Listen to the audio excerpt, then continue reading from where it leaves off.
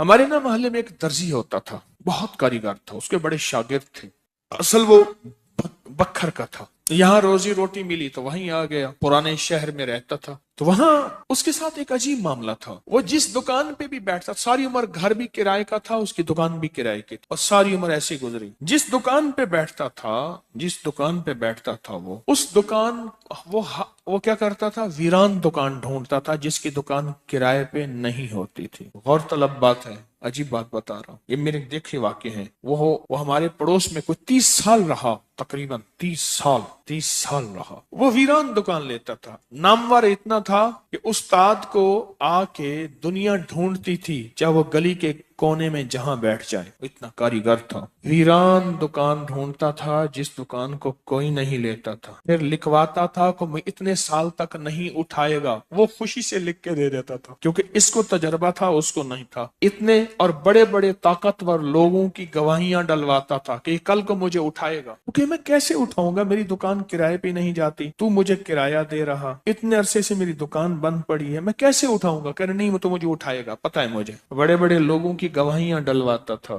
لکھواتا تھا، کرایہ دیتا رہوں گا، دیتا تھا۔ ادھر وہ کرائے پہ بیٹھتا تھا، چند دنوں کے پاس اس کے پاس لوگ آنا شروع ہو جاتے، یہ دکان دے، وہ اگر 20 روپے کرایہ دیتے، ہم 30 روپے دیتے ہیں، ہم 40 روپے دیتے ہیں، کوئی کہ ہم 50 روپے دیتے ہیں۔ اب اس کا دماغ بیچارے کا تو ویسے ہلا چیترل گیا، دماغ تو ہلنا تھا۔ وہ اس کو آ کے کہتا کہ مجھے اتنے لوگ دے رہے ہیں، میں نے کہا میں نے تجھے پہلے کہا تھا لکھوا کے دو۔ اچھا، یہ چند بار ہوا، جس دکان پہ بھی بیٹھتا تھا، اس دکان پہ بیٹھتے ہی اس کے ساتھ یہ معاملہ شروع ہو جاتا۔ اب یہ راز کسی کو پتہ نہیں تھا، یہ راز ہے کیا اس کا، اس کے ساتھ کیا ہوتا ہے، اس کے ساتھ ایسا کیوں ہوتا ہے۔ اس نے نا ایک دفعہ یہ راز ایک بندے کو بتایا، اس نے مجھے بتایا، براہ راست میں نے اس سے بات نہیں ہوئی، لیکن ہمارا پڑوسی تھا، وہ ایک بندے کو اس نے یہ راز بتایا، ہمارا ایک رشتہ دار تھا، اس کو یہ راز بتایا اور اس کو کہا کہ میرے ساتھ یہ راز ہے۔ اس نے اب جو لفظ کہنا، پہلے میں وہ لفظ آپ کے سامنے بیان کرتا ہوں۔ کہنے لگا، بخت میرے اوپر پاگل ہے، اور مجھے بخت میرے اوپر پاگل ہے، میں نہیں چاہتا وال میں کو آتے ویلڑ میں دے، ویلڑ چپک جاتا ہے، چپٹ جاتا ہے، لپٹ جاتا ہے، میں نہیں چاہتا، آ کے پھر مجھے لپٹ جاتا ہے بخت۔ اچھا، جس کی دکان آنے کی ہوتی ہے 100 آنے کی ہو جاتی ہے۔ اچھا، ادھر میں دکان چھوڑ کے جاتا ہوں کسی اور جگہ پہ، وہ دکان پھر آنے کی ہو جاتی ہے، پھر جہاں میں جا کے بیٹھتا ہوں پھر وہ 100 آنے کی ہو جاتی ہے، پھر وہ پیچھے والے مجھے آ کے بلاتے ہیں، آپ کی مہربانی آ جاؤ، اس سے کم کرایہ دینا۔ تھا کوئی ایسا، کیونکہ ہاتھ کا کاریگر بہت کم ہوتا ہے جو سر پھرا نہ ہو، ہاتھ کا کاریگر وہ ہاتھ کا جس شعبے کا ہو، تھا کو سر پھرا، کہہ رہا میں نہیں جاتا تو دکان پہ، تم نے مجھے نکالا تھا۔ ساری زندگی اس نے ایسے گزاری۔ اب یہ بخت کہاں سے ملا؟ اب بخت کو سن، کہا میرا باپ مزدور تھا، مزدوری کرتا تھا، بڑا ہوا تو اس نے مجھے درزیوں کے کام پہ ڈال دیا کہ بیٹا چلو چھاؤں کا کام ہے تو کرتا رہے گا۔ میں تو دھوپ سردی گرمی مزدوریاں کرتا رہا، درزیوں کا کام چھاؤں کا کام ہے تو کرتا رہے گا۔ اور میرے والد کہتا تھا تجھے کوئی ایسا رئیس مل جائے جو اپنی دیوڑی میں تجھے جگہ دے۔ بعض رئیس ایسے ہوتے ہیں جنہوں نے مستقل درزی رکھے ہوئے ہوتے ہیں، ان کا ہر وقت کپڑے سلتے رہتے ہیں۔ کہہ رہے دعائیں دیتا تھا والد مجھے کوئی رئیس مل جائے۔ کہ والد کا حادثہ ہو گیا، والد کی ٹانگ ٹوٹ گئی، والد کی بوڑھی والدہ تھی، میں ہم والد کی خدمت کرتے تھے، والد دعائیں دیتا تھا، ان پڑھ تھا، کسی نے والد کو اللہم صلی علی محمد بتا دیا، بس یہی پڑھتا تھا، اور ٹوٹی پھوٹی قل ہو اللہ پڑھتا تھا، باقی کوئی ابا کو پتا نہیں تھا۔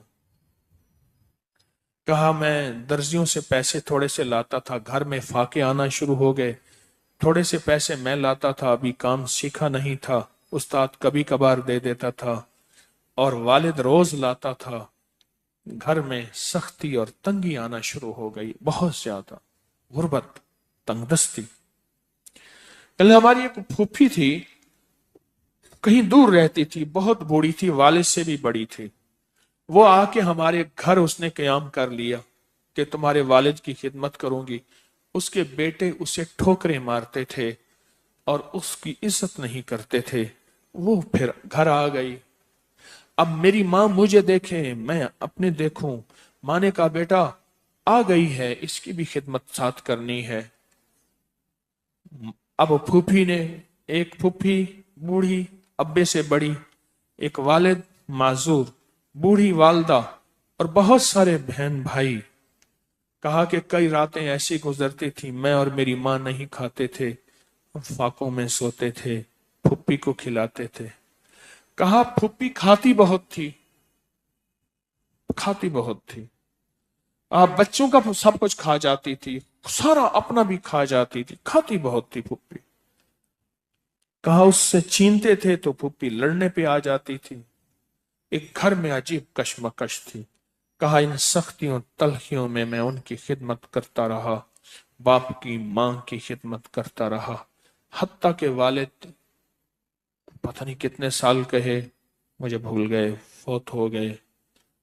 اور پھوپھی نے کے دل میں یہ بات آئی کہ ہم نے والد کو زہر دیا ہے۔ اس نے سارے جہان کو کہنا شروع کیا کہ انہوں نے والد کو زہر دے دیا، میرے بھائی کو مار دیا۔ گھر میں روٹی بھی کھاتی تھی، بچوں سے چھین کے بھی کھاتی تھی، چوری چھپے بھی کھاتی تھی، دن رات بھی کھاتی تھی، ہمیں برا بھلا بھی کہتی تھی، لوگوں کے ہاں شکوے بھی کرتی تھی۔ پھوپھی نے جینا حرام کر دیا۔ کہا میری ماں کہتی تھی بیٹا کوئی بات نہیں، برداشت کرو۔ برداشت کرتے کرتے پھوپھی بھی چلی گئی اور اس کو اللہ کی امانت کو اللہ کے سپرد کیا، اور پھر اب ماں رہ گئی۔ اب میں نے اپنی ساری توجہ ماں پہ ڈال دی۔ کہا اماں کیا کرتی، خالی چھابی نہیں ہوتی ہے، چھابی روٹی تو تھوڑی سی ہوتی تھی کھا لیتے تھے، خالی چھابی ہاتھ میں ایسے لے کے نا کہتی اللہ اس کو اتنا بخت دے، اتنا بخت دے، اس کے ساتھ دھرتی لگے تو اس کو بخت دے، اس کے ساتھ سوئی لگے تو اس کو بخت دے، اس کے ساتھ دھاگا لگے تو اس کو بخت دے، اس کے کپڑے جو پہنے اس کو بخت دے، اس کو جو دیکھے اس کو بخت دے، اس کو جو اس کو دیکھے اس کو بخت۔ اماں چھابی لے کے مانگتی تھی، روتی تھی، اور بعض اوقات چھابی میں اماں کے بہت سارے آنسو ہوتے تھے۔ کہ بس یہ نظام چلتا رہا چلتا رہا، اماں بھی گزر گئی۔ اب اس کے بعد پھر میں، میرے بچے، اب جو بخت کے دروازے کھلے، میں جس کو دیکھتا ہوں اس کو بخت، جو میرے کپڑے پہنتا ہے اس کو بخت، جس سے سوئی خریدتا ہوں اس کو بخت، جس سے دھاگا خریدتا ہوں اس کو بخت، جس کی جگہ پہ بیٹھتا ہوں اس کو بخت۔ بخت جب بیدار تھا بدبخت آنکھیں سو گئیں۔ خیال کرنا ابھی بخت بیدار ہے، کہیں بدبخت آنکھیں سو نہ جائے۔ وہ دعاؤں کا ذخیرہ اس درجی کے پاس تھا، وہ دعاؤں کا ذخیرہ، پھپھی کی ناگواریوں کا ذخیرہ، ابی کی صبر کا ذخیرہ، پھپھی کی ناگواریوں کا ذخیرہ، اماں کے صبر کا ذخیرہ وہ ساتھ تھا۔ بس سہتا رہا، چلتا رہا، اللہ کے نامہ اعمال میں، اللہ کے نظام میں لکھا جاتا رہا۔ وہ تجھے کوئی دعائیں دے نہیں رہا، نہ دے، میرے نظام میں تو ان لوگوں میں ہے جن کے ساتھ دعائیں ملتی ہیں، جن کے ساتھ دعائیں لگتی ہیں، جن کے ساتھ دعائیں لپٹ جاتی ہیں، تو ان لوگوں میں ہمیں دعاؤں کا ذخیرہ چاہیے، ہمیں دعائیں چاہیے کسی کی، ہم کسی کی دعاؤں میں آ جائیں۔ میرے حضرت فرماتے تھے نظر بد لگتی ہے نا کھا جاتی ہے، اس طرح اچھی نظر بھی لگتی ہے۔ تجھے کسی اللہ والے کی اچھی نظر لگ جائے، تجھے مرشد کی اچھی نظر لگ جائے، تجھے ماں باپ کسی درویش کی اچھی نظر لگ جائے، اور نظر تیرا کام بنا دے گی۔ جس طرح بری نظر کھا جاتی ہے، برباد کر دیتی ہے، اس طرح اچھی نظر آباد اور شاد کر دیتی ہے، مراد کر دیتی ہے۔ ان کو یہ میں نے عمل دیا تھا، اور میں نے یہ اسی ایک ساتھی سے پڑھوایا، اور ایک یوں بھی کرتے ہیں، کرے یوں ہو گیا۔ کون ساتھ تھا ازبک سفر میں، اور کون ساتھ تھا؟ یہ تھے۔ میں نے کیا عرض کیا تھا کہ یہ 40 دفعہ جو ہے دے رہا ہوں، اس کی تاثیر کیا ہوگی؟ 40 لاکھ جتنی، 40 لاکھ کی ہوگی۔ اور جس نے یقین کیا وہ بتا رہا ہے کہ کوئی زندگی کا خوف ہے، وہ رزق کا، وہ دولت کا، وہ دولت عزت جانے کا، وہ رشتوں کا، وہ صحت کا، وہ جادو کا، وہ بندش کا، کوئی دشمن کے حملے کا، کسی کوئی خوف ہے. بس 40 دفعہ پڑھا. یہ ازبکستان میں میرے ساتھ جو گئے تھے انہیں میں نے اس سفر کا تحفہ دیا تھا، اور میں نے یہ عرض کیا تھا ان سے کہ اللہ کے نام کی طاقت اور بھروسے پہ کہہ رہا ہوں وَكَفَى بِاللَّهِ وَلِيًّا وَكَفَى بِاللَّهِ نَصِيرًا، کہ اس بھروسے پہ کہہ رہا ہوں، عرض کر رہا ہوں کہ جو 40 دفعہ پڑھے گا، ان حضرات کو میں نے یہ اجازت دی تھی 40، اس کو اس کی تاثیر کتنی ملے گی؟ 40 لاکھ کی. اور واقعی ہے ایسے. آپ میں کیوں دے دوں؟ انہوں نے پیسے بھرے تھے، انہوں نے پیسے دیے تھے بیچاروں، مجھے نہیں دیے تھے. الحمدللہ مجھے صفائیوں کی ضرورت نہیں ہے، میں جب بھی جاتا ہوں اپنے پیسے، اب اجازت مل جائے نا ایسے نہیں دوں. یہ انہوں نے لفظ ایک استعمال کیا ہے طلاقوں کی بڑھتی ہوئی شرح. اس سے بہت خوف زدہ ہوں، بہت پریشان ہوں. اتنی مخلوق آ کے روتی ہے، اتنی روتی. میں رات کا واقعہ سنا. میں ایک جگہ ایک محسن کے ہاں بیٹھا تھا، تو جن کا میں نے کہا نا ہمارے میرے دوست تھے، گاڑی چلا رہے تھے، تو مجھے بتایا کہ یہ اس وقت یہ واقعات چل رہے ہیں، یہ چل رہے ہیں. میں نے کہا اچھا، مجھے تو پتا چل. تو وہاں وہ کہنے لگے کہ بیوی شادی ہوئی تو شادی کے دوسرے دن ولیمے کے دن اس خاتون کی جو بیوی بنی اس کی سہیلی کی شادی تھی. تو سہیلی کی شادی میں دونوں میاں بیوی گئے. تو جو سہیلی کا والد تھا اس نے اپنے جو ہے داماد کو گاڑی بھی دی، کوئی 20-22 لاکھ بھی دیا، یہ بھی دیا. اس نے آ کے جھگڑا شروع کر دیا کہ تیرے ماں باپ نے کیا دیا مجھے، اور تیسرے دن گھر سے باہر نکال دیا اور طلاق ہو گئے. میں کہتا ہوں جس نے اپنی زندگی میں انگارے، بچھو، سانپ اور 2 قتل، مقدمے، بیماریاں، تکلیفیں، مشکلات، مسائل، الجھنے اور روگ بھرنے ہیں، اور مجھ سے ایک وظیفہ لے لے. وہ وظیفہ یہ لے لے بیوی کے ماں باپ کو گالیاں دے اور ان سے کہے جائیداد لے آ اور جہیز لے آ. اس سے مطالبہ کرے جا ماں باپ سے حصہ لے آ، یا اس سے کہے تیرے ماں باپ نے کیا دیا مجھے، اور ماں باپ سے جا کے مطالبے کر. میں کہتا ہوں جو بندہ مجھ سے یہ آج پیکج لینا چاہتا ہے تو میں آج دینے کو تیار ہوں. بولو کون چاہتا ہے؟ آپ چاہتے نہیں؟ ویسے میں فرضی ہاتھ کھڑا کر رہا ہوں، ہاتھ کسی نے نہیں کیا، ایسے فرضی ہاتھ کھڑا کر رہا ہوں. آپ چاہتے نہیں؟ میں تو نہیں دینا چاہتا، یہ ایسی فرضی ہاتھ کھڑا کر رہا ہوں. جیسے وہ بس میں کہتا ہے سب میں آ رہا ہوں، ٹھیک ہے، بیچنے والا، کافیاں بیچنے والا، بام بیچنے، اچھا میں آ رہا ہوں. اگلا کہتا ہے بک نہ جائے میں پہلے لے لوں. اگر یہ چاہتے نہیں ہیں تو بیوی کو کبھی نہ کہے جا کے حصہ لے آؤ. میں نے اپنی اہلیہ سے کہا اپنے بہن بھائیوں کو اپنا حصہ دیا کر دے.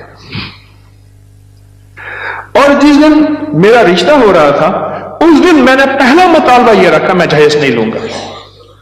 اور 2 چیزیں میں نے کہی تھی.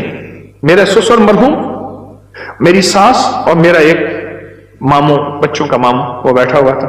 میں نے کہا میرے اندر 2 چیزوں کی کمی ہے، ایک ایمان کی، ایک اخلاق کی.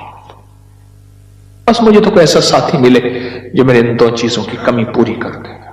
مجھے یہ 2 چیزیں چاہیے، ایک ایمان کی کمی ہے، ایک اخلاق کی کمی ہے میرے اندر، اور مجھے کچھ بھی نہیں چاہیے. الحمدللہ کوئی جہیز کی کہانیاں، کچھ بھی نہیں، کچھ بھی نہیں چاہیے. اور ولیمے میں سارا شہر کے جو غریب تھے، جمعدار تھے، جو تھے ولیمے میں، برتن بھی چوری کر کے لے گئے ہوتے ہیں. یہ پہلے سے بجٹ میں رکھ لیا کرے تو برکت بڑی ملی. ولیمے میں رشتہ داروں کو بلایا، دوستوں کو بلایا، لیکن غریب غربا بہت بلایا.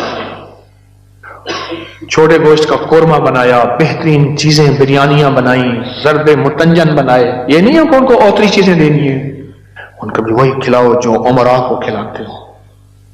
اور اگر ولیمہ کرنا ہے تو گھر میں 4 بندے بٹھا کے بھی تو ولیمہ ہو سکتا ہے. اچھا تو بڑھتی ہوئی طلاق کی جو شرح ہے، میں بات یہ عرض کر رہا تھا، جیسے انہوں نے بتایا اور کہا کہ میں 40 بار، کیوں 40 بار ہے؟ کھڑے کو بتاؤ نا کیا کہہ رہے تھے؟